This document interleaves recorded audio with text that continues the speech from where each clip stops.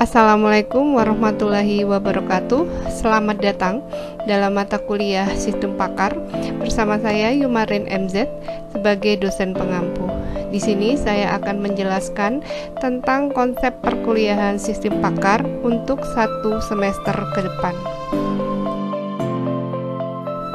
Nah, dalam kontrak perkuliahan untuk mata kuliah Sistem Pakar sendiri ya, yang berkaitan dengan penilaian nanti ya di akhir semester akan ada 4 komponen. Komponen yang pertama yaitu absensi dan keaktifan. Komponen kedua ada tugas, kemudian ketiga ada UTS dan terakhir adalah UAS. Di sini untuk tugas sendiri dalam mata kuliah Sistem Pakar nanti sebagian besar nanti harus ada upload ke YouTube ya. Nanti konsepnya saya berikan di pertemuan pada topik untuk tugas mata kuliah ya. Kemudian untuk ujian akhir semester sendiri ya, tidak ada ujian teori, semuanya mahasiswa wajib membuat proyek aplikasi di mana prosentasenya cukup besar yaitu sebesar 37%.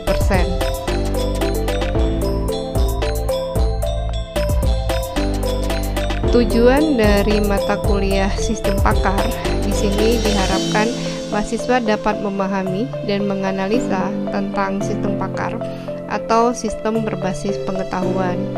Kemudian harapannya mahasiswa dapat merancang ya tabel representasi pengetahuan, di mana tabel representasi pengetahuan ini nanti merupakan konsep dari rekayasa knowledge ya, di mana kita akan memindahkan atau melakukan akuisisi ya dari pakar ke sistem pakar. Kemudian setelah kita membangun representasi pengetahuan, kemudian baru kita bisa membangun proyek berbasis sistem pakar. Di mana dalam membangun proyek berbasis sistem pakar ini nanti kita menggunakan bahasa pemrograman tingkat tinggi. Anda bisa menggunakan bahasa PHP gitu ya dan lain sebagainya. Konsep perkuliahan merupakan poin terpenting dalam mata kuliah Sistem Pakar untuk 1 semester ke depan. Terdapat 16 kali pertemuan dengan pertemuan ke-8 dan ke-16 itu untuk ujian tengah semester dan ujian akhir semester. Di mana pada semester ini ya yang konsepnya semua daring, di mana masing-masing dosen diberikan kelayakan ya atau diberikan wewenang penuh untuk menentukan kapan untuk ujian tengah semester dan kapan untuk ujian akhir semester ya. Sedangkan kalau untuk mata kuliah Sistem Pakar sendiri untuk UTS-nya yaitu pertemuan ke-8 dan ujian akhir semesternya pertemuan ke-16 ya. Selanjutnya untuk materi sebelum UTS dapat Anda lihat pada slide ya. Yang pertama yaitu ada pendahuluan Sistem Pakar, kemudian ada konsep dan area permasalahan Sistem Pakar, kemudian kita akan melanjut dengan arsitektur Sistem Pakar. Nah, di pertemuan keempat tolong Anda siapkan artikel jurnal, nanti saya bahas untuk slide berikutnya ya. Kemudian saya akan masuk ke representasi pengetahuan, pengajuan judul proyek dan metode inferensi. Nah, setelah itu pertemuan ke-8 kita ujian tengah semester ya. Dimana nanti ujian tengah semesternya itu juga bukan berbentuk teori, oke? Kemudian untuk pertemuan setelah ujian tengah semester kita mulai dengan tahapan pengembangan Sistem Pakar. Kemudian saya mulai akan masuk ke case based reasoning atau penalaran ya. Kemudian uncertainty management. Kemudian saya akan melihat kemajuan proyek Anda. Kemudian kita akan masuk ke metode Certainty Factor, metode Bayesian, dan terakhir adalah finalisasi kemajuan proyek.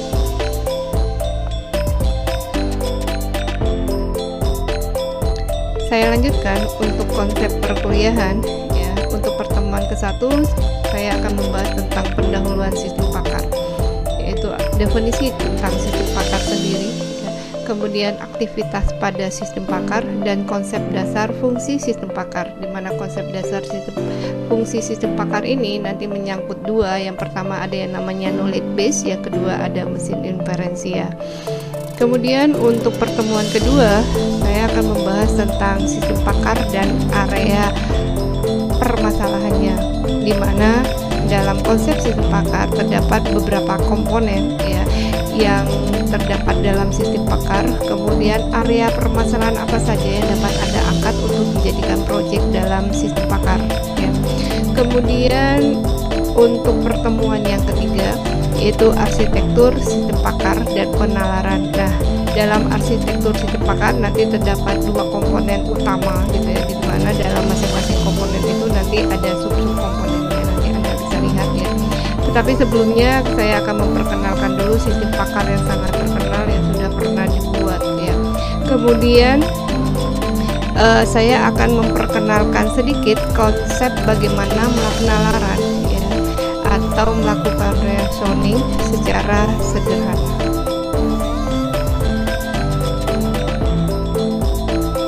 Baik, saya lanjutkan untuk pertemuan yang keempat ya. Di sini Anda akan presentasi artikel jurnal ya. Di dalam presentasi artikel jurnal itu tugas individu ya. Jadi satu individu atau satu orang mahasiswa yaitu mempresentasikan 3 artikel jurnal minimal ya. Dimana dari ketiga artikel jurnal tersebut 1 berbahasa Inggris dan 2 bahasa Indonesia. Dimana nanti presentasinya Anda buat dalam format video, kemudian Anda upload ke YouTube. Untuk channel YouTube-nya sendiri sudah saya buatkan ya. Nanti saya share untuk emailnya dan passwordnya di grup WA. Kemudian untuk pertemuan yang kelima, saya akan bahas tentang sistem produksi yang merupakan bagian dari representasi pengetahuan. Nah, di sini pada sistem produksi kita sudah mulai belajar melakukan yang namanya reasoning atau penalaran ya. Kemudian untuk pertemuan yang keenam, Anda sudah harus menyiapkan judul proyek sistem pakar, 1 judul proyek untuk 1 orang mahasiswa ya. Dimana nanti untuk formatnya saya berikan di materi kuliah yang saya upload di Jening ya. Nah, untuk pertemuan yang ketujuh yaitu pertemuan terakhir sebelum kita ujian tengah semester ya. Di sini tentang metode inferensi. Di sini saya akan memperkenalkan Anda tentang konsep metode dari forward chaining atau penalaran maju dan konsep backward chaining atau penalaran mundur ya. Kemudian untuk berikutnya yaitu pertemuan ke-8 ujian tengah semester ya. Kemudian untuk pertemuan ke-9 saya akan masuk ke tahapan pengembangan sistem pakar ya. Jadi bagaimana tahapan-tahapan pengembangan dari sistem pakar dan 3 decision ya, pohon keputusan yang harus Anda bentuk. Kemudian untuk pertemuan yang ke-10 saya mulai membahas tentang penalaran ya. Di sini menggunakan konsep CBR atau case based reasoning, di mana dalam konsep penalaran ini kita menggunakan kasus ya, di mana nanti kasus-kasus tersebut nanti kita bandingkan ya dengan kasus yang baru. Nanti untuk lebih jelasnya pada saat kita ketemu di pertemuan yang ke-10. Untuk pertemuan yang ke-11 saya akan membahas untuk uncertainty management ya, dimana yang dimaksud dengan uncertainty yaitu penanganan ketidakpastian dalam mengambil suatu kesimpulan ya, dimana salah satu faktornya yakni ketidakpastian aturan ya, dimana dalam metode yang kita gunakan untuk mata kuliah sistem pakar ini saya menggunakan metode center tiny vector dan Bayesian. Kemudian untuk pertemuan yang ke-12 ya, saya akan melihat kemajuan proyek Anda dan konsepnya kemajuan proyek Anda nanti akan saya share di materi kuliah dalam Jana Learning ya. Kemudian untuk pertemuan yang ke-13 ini lanjutan untuk metode center tiny vector, di mana dalam pertemuan ke-13 ini nilai-nilai dari nilai CF sendiri itu sudah kita masukkan ke dalam rule atau aturan, kemudian kita tentukan selain solusi yang kita dapatkan dari hasil penalaran, kita juga akan mendapatkan nilai CF dari hasil solusi tersebut. Untuk pertemuan yang ke-14 ya, saya akan bahas tentang metode Bayesian ya. dalam penanganan untuk uncertainty factor, ya, tentang konsepnya dan bagaimana implementasinya dalam kasus permasalahan. Kemudian pada pertemuan ke-15 itu saya akan melihat finalisasi kemajuan proyek Anda, ya. Paling tidak kalau di sini proyek Anda paling sudah diharapkan, ya, Anda sudah menyelesaikan sekitar 90%, ya. Kemudian yang terakhir adalah ujian akhir semester, berarti Anda tinggal upload, ya, untuk projectnya ke channel YouTube, ya. Nanti akan saya sampaikan untuk detailnya. Untuk referensi atau daftar pustaka yang saya gunakan di sini, saya menggunakan bukunya Bapak Marimin, ya, tahun 2002, masih cetakan lama, tentang berjudul Teori dan Aplikasi Sistem Pakar pada Teknologi Manajerial, ya. Kemudian ada bukunya dari Bapak Giarratono, ya. Kemudian ada Artificial Intelligence dan Aplikasi Logika Fuzzy, ya. Sedangkan kalau Anda ingin menambahkan lagi konsepnya, nggak ada masalah. Yang penting buku-buku yang Anda jadikan rujukan itu materinya itu sesuai dengan yang sudah saya sampaikan.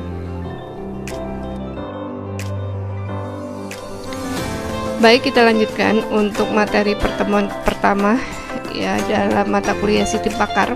Jadi definisi dari sistem pakar sebenarnya cukup banyak, ya, dari beberapa para ahli. Saya ambil salah satunya, yaitu sebuah perangkat lunak komputer yang memiliki basis pengetahuan untuk domain tertentu dan menggunakan penalaran menyerupai seorang pakar dalam memecahkan masalah. Nah, di mana dalam penalaran ini nanti kita bisa menggunakan yang namanya rule based, ya, dan bisa juga menggunakan yang namanya case based reasoning, ya.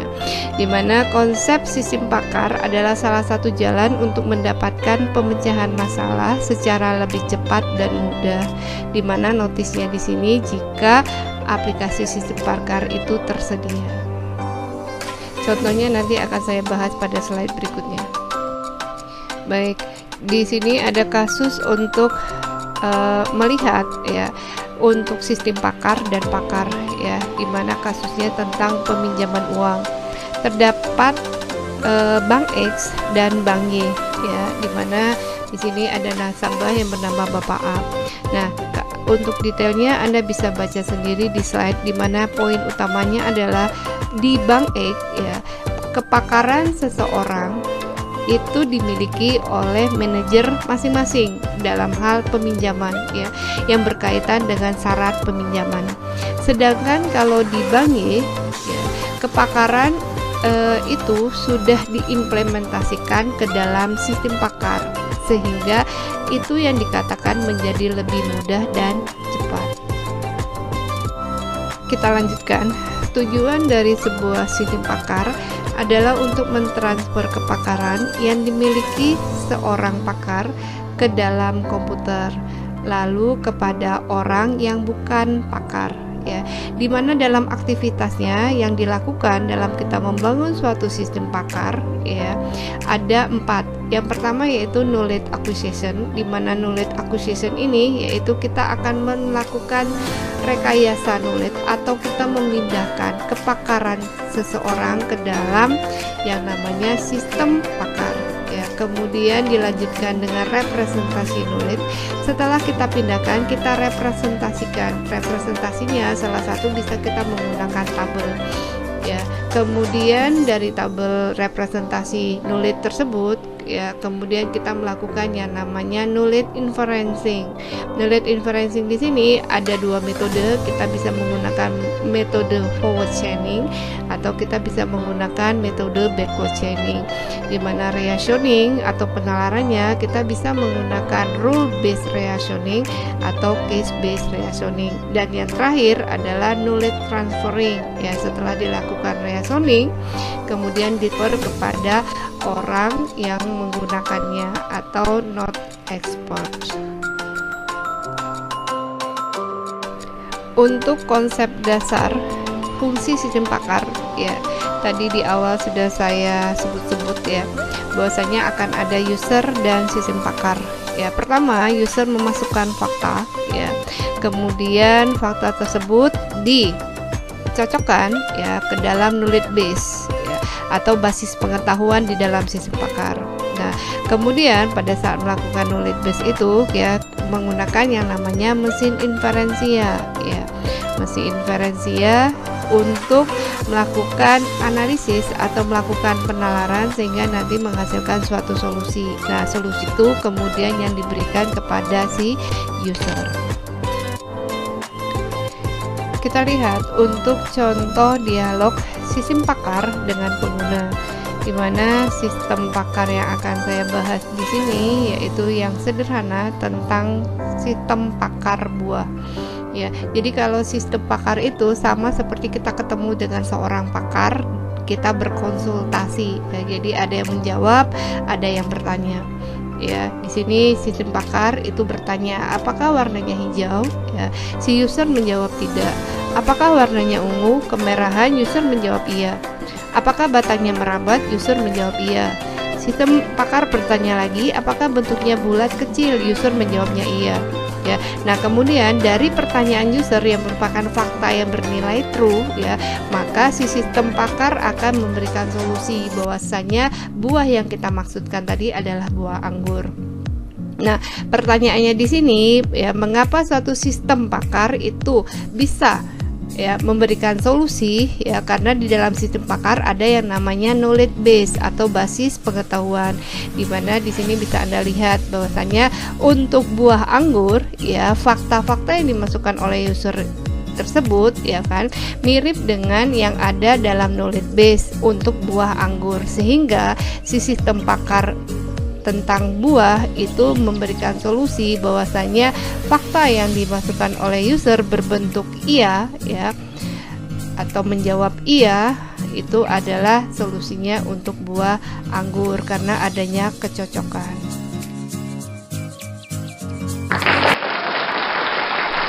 Demikianlah untuk penjelasan tentang konsep perkuliahan materi kuliah sistem pakar untuk 1 semester ke depan, dan juga saya membahas secara ringkas ya untuk materi pertama tentang pendahuluan sistem pakar.